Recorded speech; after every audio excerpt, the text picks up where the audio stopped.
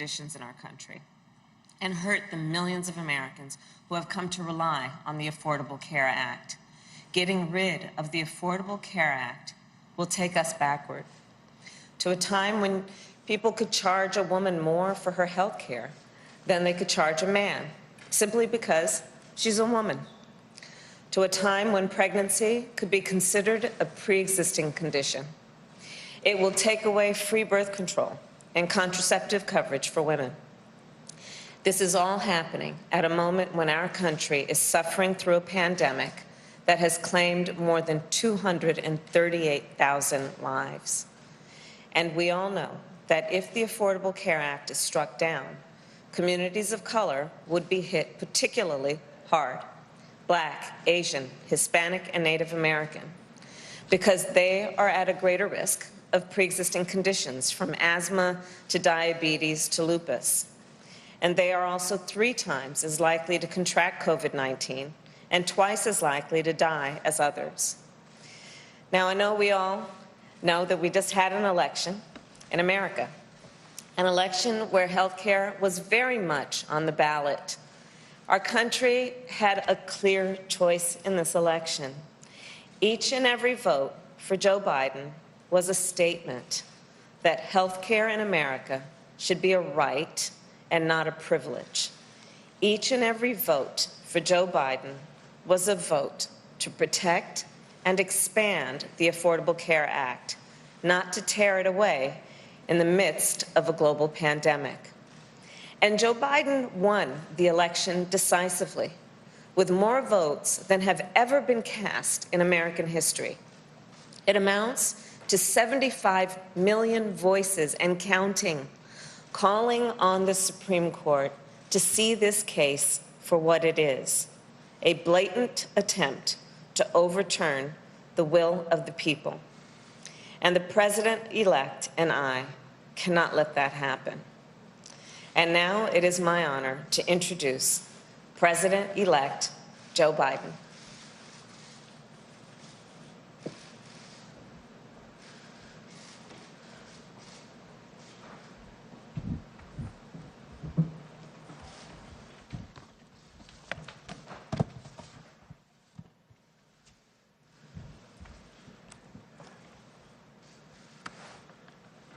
Thank you, Kamala. Good afternoon, everyone. This morning, as was stated, the United States Supreme Court heard oral arguments on the case of grave importance to the American people. This case represents the latest attempt by the far-right ideologues to do what they've been repeatedly failed to do for a long time. In the courts, in the Congress, in the court of public opinion, over the last decade, to eliminate the entirety of the Affordable Care Act. Twice already, the Supreme Court has upheld the landmark law, in 2012 and again in 2015. And the Congress, expressing the popular will of the American people on a bipartisan basis, has rejected numerous attempts, numerous efforts by President Trump to erase the law as well. Now, in the middle of a deadly pandemic that has infected more than 10 million Americans, nearly 1 in every 32 Americans, often with devastating consequences to their health. These ideologues are once again trying to strip health coverage away from the American people. The goal of the outgoing administration is clear from the brief they filed in the Supreme Court. It asserts, and I quote, "The entire ACA thus must fall," end of quote. Now, I'm not naive about the fact that health care is an issue that has divided Americans in the past.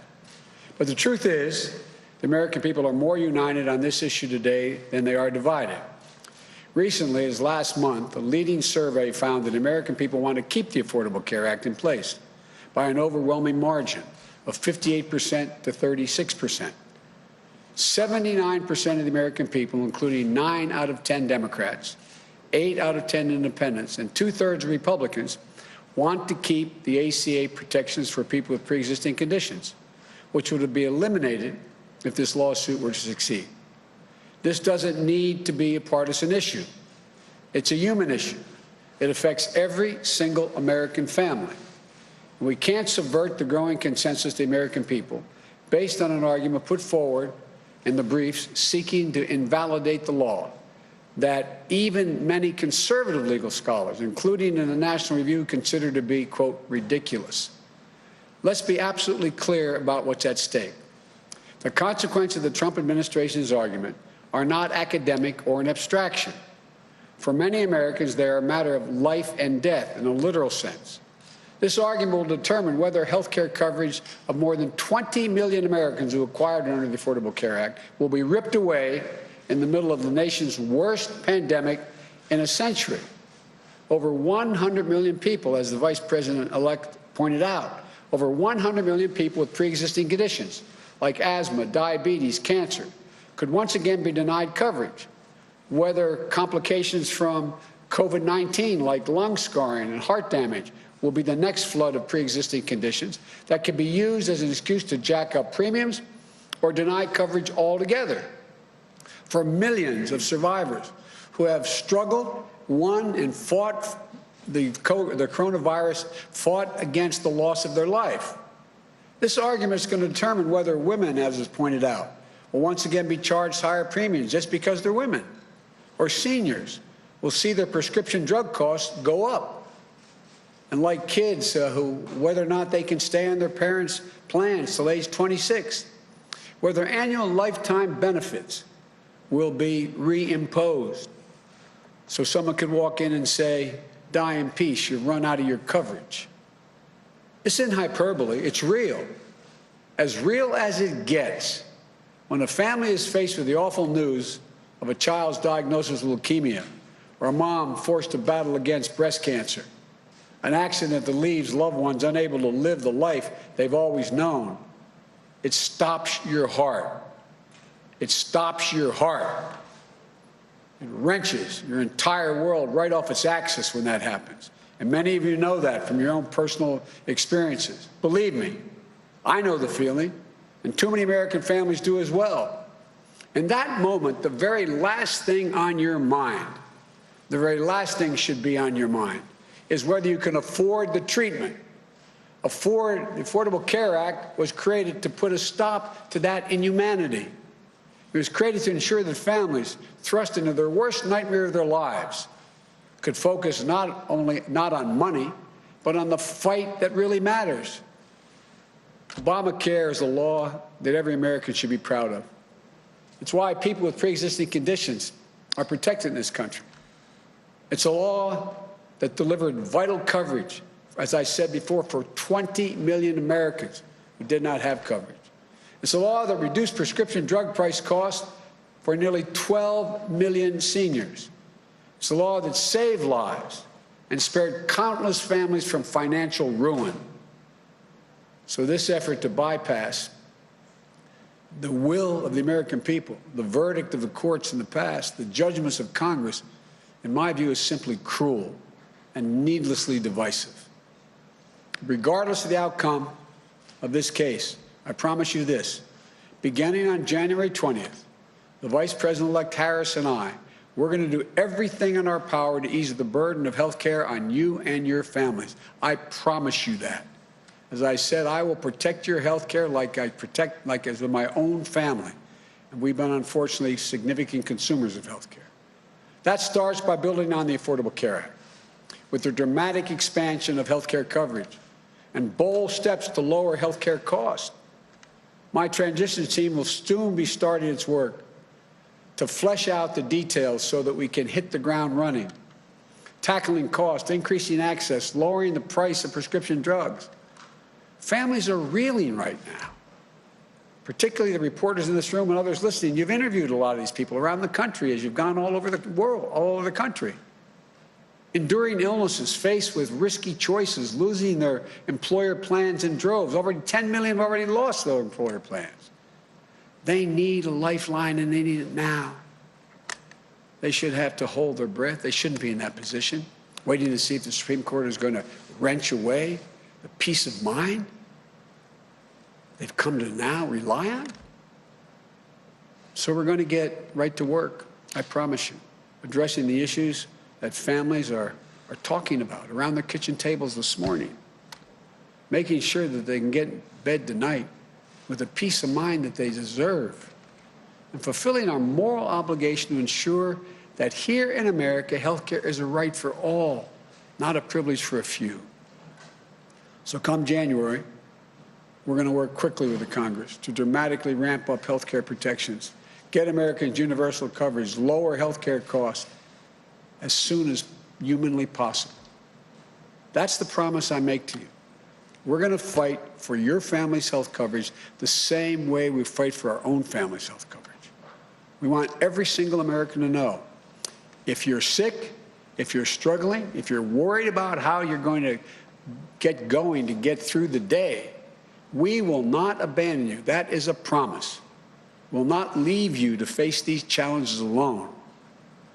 We're going to get through this. We're going to get through it together.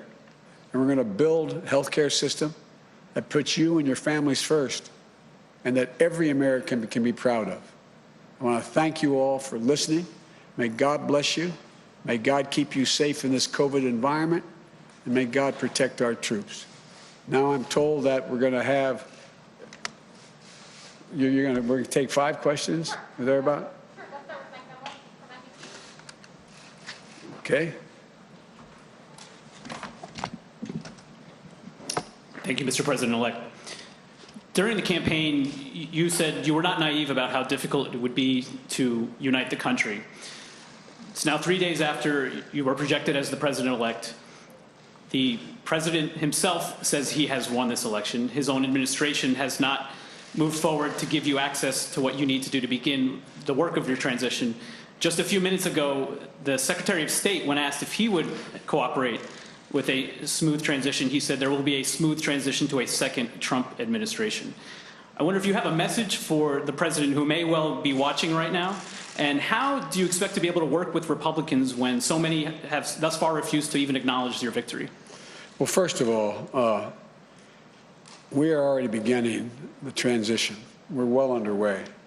And the ability for the administration in any way by failure to recognize this our win does not change the dynamic at all in what we're able to do. We've announced yesterday, as you know, the health group that we put together today. We're going to be moving along in a consistent manner, putting together our administration, the White House, and reviewing who we're going to pick for the cabinet positions.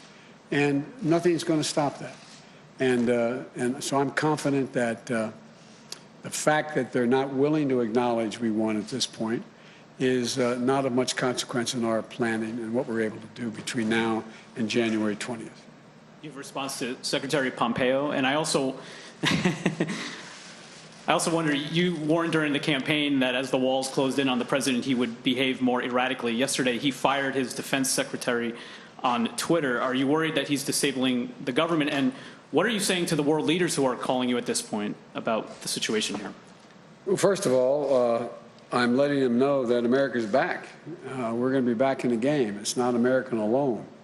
Number one, I've had the opportunity to speak with now 6 world leaders.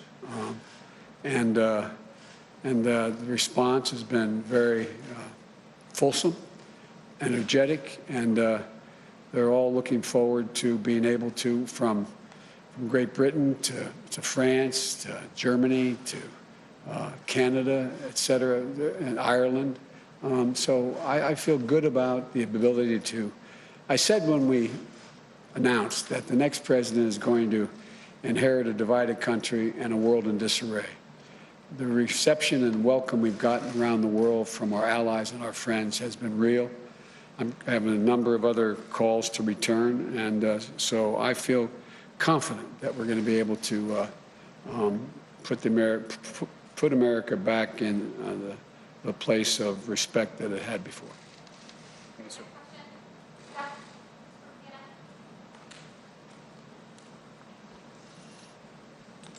Mr. President-elect, Senate Majority Leader Mitch McConnell has suggested today that he may not recognize the outcome of this election until the Electoral College meets next month. Have you spoken to your longtime friend in the Senate, Mr. McConnell, and what do you make of his specific comments over the last 24 hours? I haven't had a chance to speak to Mitch. My expectation is that I will do that in not too distant future. I think that the whole Republican Party has been put in a position, with a few notable exceptions, of being mildly intimidated by the sitting president. But there's only one president at a time. He's president. We're going to have the Electoral College will be making their judgment in December. It'll be announced in early January. But in the meantime, I hope to get a chance to speak to Mitch. If I could follow up, without transition funding, will you be able to go through with the proper transition that's needed? Would you like access to the PDB, and will you authorize legal action, or would that be too divisive, do you believe? We can get through without the funding. We're in a position that we feel very good about. There's nothing that slows up our efforts to put things together. Obviously, the PDB would be useful, but it's not necessary. I'm not the sitting president now. And so we don't see anything that's slowing us down, quite frankly. Thank you.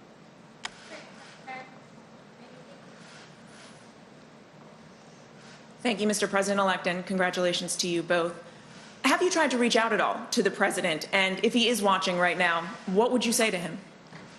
Mr. President, look forward to speaking with you. And you say that you are being able to move ahead without interruption, but to Jeff's point, presumably at some point you will need access to more classified information, secure facilities and the like. What options are you considering? How will you move ahead if the president continues to refuse to concede?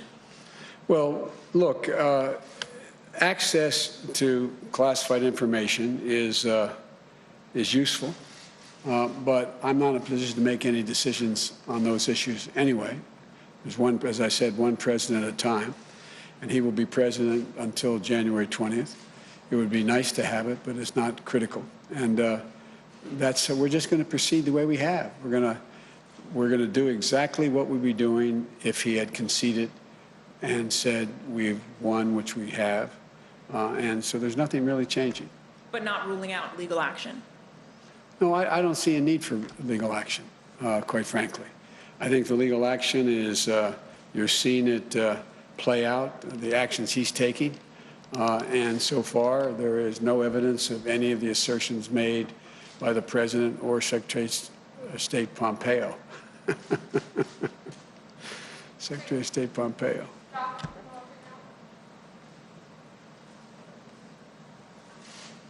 Thank you, Mr. President-elect.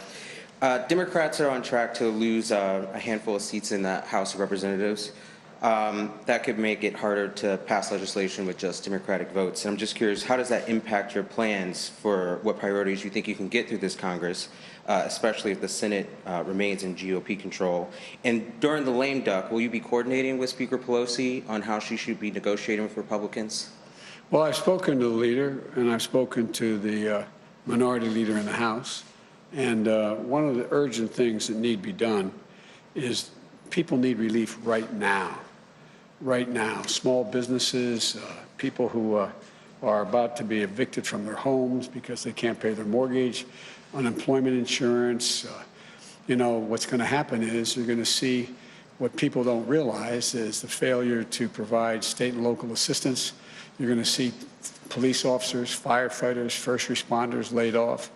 And I think the pressure is going to build. But the fact is that I would hope that the president at least has the sensitivity and knowledge to know that a lot of people are in real trouble right now, between now and the time we get elected, till we get sworn in. And so it's my hope and expectation. I'm sure that the majority leader, the Speaker of the House, as well as the minority leader, are working right now into the priorities they have laid out. But do you plan to be active in those negotiations, working with Speaker Pelosi to represent Democrats on the table? Well, we've been talking, and they know my views, and I support what they're doing. And then my second question was about the Senate. Do you plan to campaign in Georgia before your inauguration to help Democrats in the 2 runoff races there as they try to flip the Senate? And how important is a Democratic-held Senate to your agenda? Well, obviously, it'd be much better if we had a tie in the Senate, which means that this vice president become incredibly important beyond what she already is. But we're going to do anything we can that they think we can do to help. And does the Democratic Senate help your cabinet chances? Does that change how you consider who you nominate to cabinet posts? No, I don't think so. I take McConnell at his word. I understand he said that he will make it clear who he's prepared to support and not support, and that's a negotiation that I'm sure we'll have. Look, one of the things that I would do as president-elect and when I become president is lay out to the Republicans as well as the Democrats who we intend to name for each cabinet position. I hope we're able to be in a position to let people know at least a couple that we want before Thanksgiving, and we'll just work this out.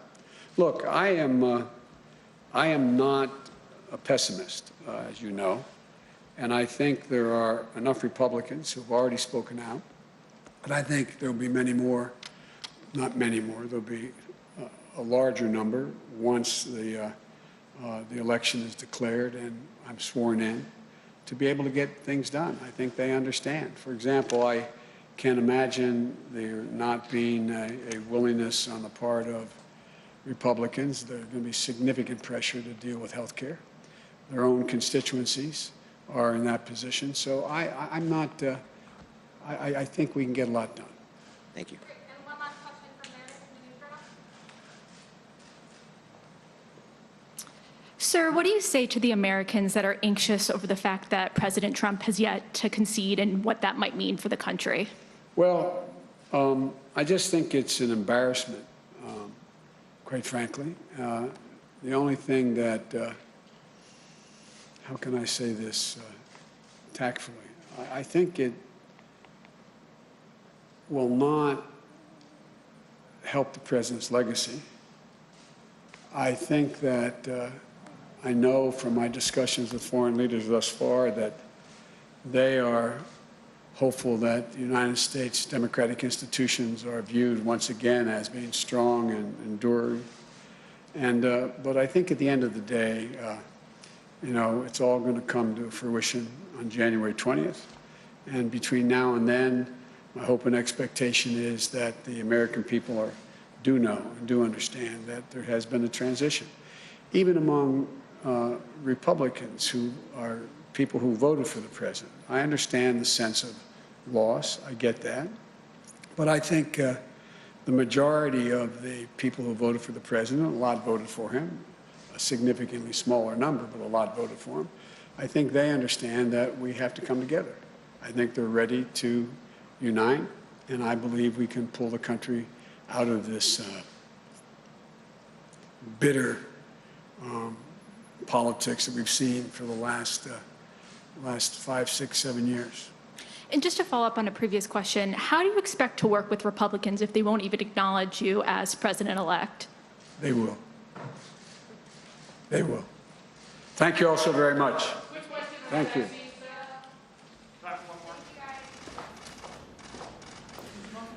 President-elect Joe Biden making remarks about the Affordable Care Act and then transitioning into a news conference there, taking several questions, asserting the legitimacy of his victory by moving ahead with the work of transition, despite the fact the Trump administration has not allowed the official mechanisms to go forward. The president-elect says those things are not of consequence, that they're able to do what they need to do. He had several opportunities to criticize President Trump for failing to concede. He called it an embarrassment. He says it will not help preserve the legacy of President Trump. Let me go to Jeff Bennett right now, who is with the president-elect in Wilmington. Jeff? Hey, Lester, I think the president-elect was careful to project a steady and focused approach. He was making clear that the work of his transition is well underway, he said, despite the fact that the president and the administration refused to recognize reality, refused to recognize the results. And to put his comments into a fuller context, here we are 3 days away from the day that the news organizations called this race for Joe Biden, that Joe Biden and Kamala Harris had that celebration here in Wilmington. and President Trump has not conceded the race. What that has done is that it has meant that the GSA, the General Services Administration, which functions as sort of the human resources department for the federal government, has not certified the race and has not given the Biden transition access to a full panoply of resources. Additional funding, more office space, government email addresses, that sort of thing. What you heard the president-elect say today, he said that it doesn't really matter all that much. He says that right now they can continue to do the work. Why is that? Well, the Biden team has a huge advantage, given that Joe Biden himself has a wealth of experience in the federal government, even apart from being vice president for 8 years. And his team is experienced and, by all accounts, competent. But Biden does not have access to the presidential daily brief, something that he would have access to if President Trump would have conceded by now and the GSA would have given him access to it. But even there, you heard the president-elect say, there's only one president at a time. Right now, we can make do. But even though President Trump has not recognized the outcome of this race, other world leaders are. And just today, the leaders of the UK, Italy, France, Germany, all calling Joe Biden on the phone, and you heard the president-elect there say that America is back. Lester? All right, Jeff Bennett, thanks very much. I want to bring in Peter Alexander at the White House. As we heard and Jeff noted, the president-elect says there's only one president at a time. Tell us what's happening at the White House, what the thinking is, and have we heard from the president?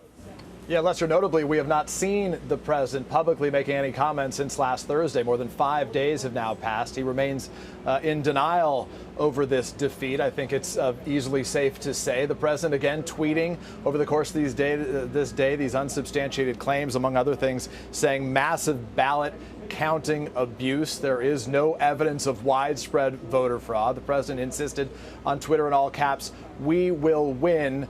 And it's clear that some of those close to the president are supporting this, or basically allowing them to continue this process. But as I speak to allies, aides, and advisors, many of them tell me that there needs to be a candid conversation with the president, that there is no path to victory. They say it does not behoove him to drag this out any further. I was speaking to some of those involved with the effort to try to cast doubt on the election results, to try to change the results as we've seen them so far. And one of them said to me candidly, all you need to know is that Vice President Mike Pence is going on vacation. So there's certainly a sense of frustration, certainly an increasing realization among those around the president that this is going nowhere. But from the president, the defiance we've seen continues. Lester?